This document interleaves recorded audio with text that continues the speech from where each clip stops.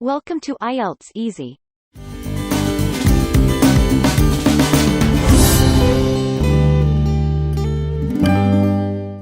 Speaking 1. What to expect in speaking. This lesson we will take a detailed tour of the IELTS speaking test. It will explore the format and layout of the test, and review the types of questions you may encounter. Here are goals for this lesson. Take some time to carefully read them, and when you're ready. Unlike the other modules, the IELTS speaking test is conducted individually, one-on-one with the examiner. The test itself does not last long, between 11 and 14 minutes, and consists of 3 separate parts. Each of the 3 parts are worth the same number of points. The first part of the test is the introduction and short interview. In this part, general questions will be asked about yourself. The second part of the test is a short talk, which IELTS calls the individual long turn, and is more difficult for candidates. In this section you'll be given a candidate card with the topic you must speak about written on it. The third and final part of the test is a two-way discussion. This is where the interviewer will engage you in a discussion on the topic you spoke about. In Part 2, I'll explain more about these 3 sections. As we go through this lesson, be aware that your entire interview will be recorded. This recording is not available to you, but is kept by IELTS as a record of what you said. I'm now going to outline the 3 parts of the speaking test. Part 1 is called the introduction and interview, and is considered by most test takers to be the easiest part of the speaking test. It'll last about 4 or 5 minutes. In Part 1, you'll be asked a question on a subject that should be easy for you to talk about. It'll be a familiar, everyday type of topic. Usually it'll revolve around subjects like your family, your country, or work or study. When giving your answer you should give personal information, and talk from your own experience. Don't be afraid to express your opinion, and give examples and further details. In this part of the interview, the examiner is looking at your ability to talk freely on a general subject, and give complete and appropriate responses. Don't be afraid to talk too much. The examiner is looking at your general ability to communicate in English. The sort of questions you'll get in Part 1 will be pretty basic and easy to answer. Listen to some sample questions which an examiner may ask. Can we talk about where you live? Tell me about where you're planning to study. Tell me about your family. Tell me about your hometown. Tell me about the foods of your country. Can we talk about what you do in your job?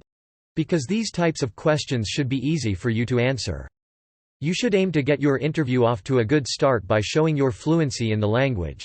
Talk as freely and openly as you're able. The second part of the speaking test is an individual short talk. In this part you must give a short talk on a topic, which you are given by the examiner. You'll be handed a candidate card which has the topic and related questions written on it. Also, and very importantly, at this point the examiner will give you a pencil and some note paper on which you can take notes. Before you start speaking, you'll be given 1 minute of preparation time, after which you must speak for 1 to 2 minutes. Once you start speaking, you should continue to do so until the examiner asks you to stop. When the examiner is satisfied that you've spoken for long enough, he or she will usually conclude Part 2 by asking you a question or 2. Part 2 of the speaking test is a test of your ability to speak fluently on an assigned topic. The examiner will be looking at how well you organize your answer and how well it flows. In a later lesson I'll show you how to make the most of the preparation time you are given for this part of the test. Let's now look at an example of a Part 2 question. In Part 2, the question on the card will be on a general topic, something that you would expect to talk about in a social situation. It'll be a question that will not require any specialist knowledge. Notice on the screen a Part 2 question about a musician.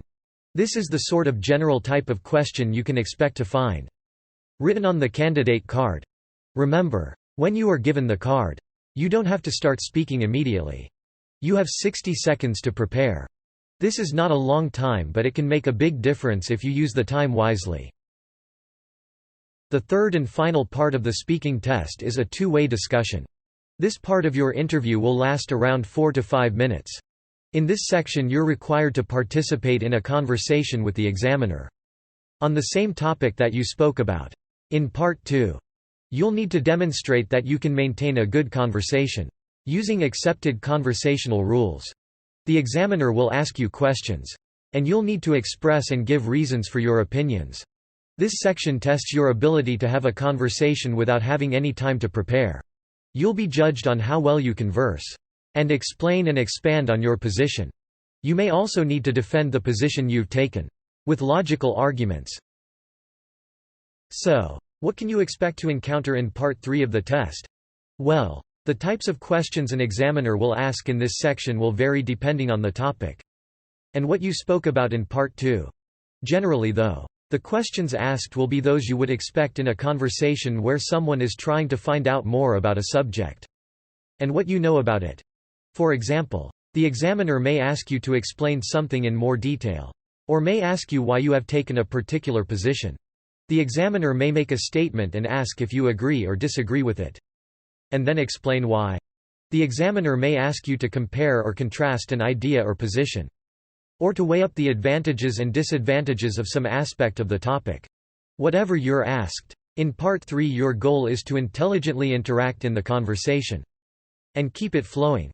Expect the examiner to change the course of the conversation by asking different questions. Don't hang back or be shy.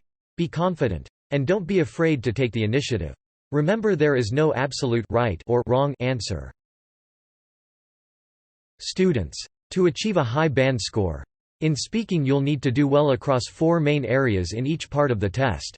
Firstly, you must use appropriate vocabulary in your speech. By now you should be able to discuss a wide variety of topics to a reasonable academic standard. So make sure you demonstrate your knowledge during the test. Use a broad range of vocabulary where possible. Secondly, you must use words that are grammatically accurate. Poor grammar will be distracting for the examiner and he or she may end up focusing on your errors. And not on what you're trying to say. Grammatical accuracy is important, so think before you speak. Thirdly, you'll be judged on your fluency. How smoothly and logically your speech flows and comes together. Fluency only comes from practice. Which you should do as much as possible. The last key is clear pronunciation.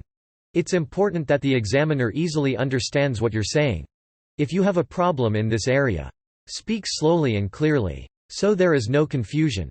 Students. All 4 of these points are rated equally in the test. So you must pay attention to building skills in each of these areas. Take every opportunity to listen to native English speakers. Note the words they use and how they pronounce them. Finally, practice speaking English at every opportunity. Well done. You have now completed this lesson. Before move on to the next lesson, make sure you fully understand the lesson above. I recommend you to review from the beginning. See you in the next lesson.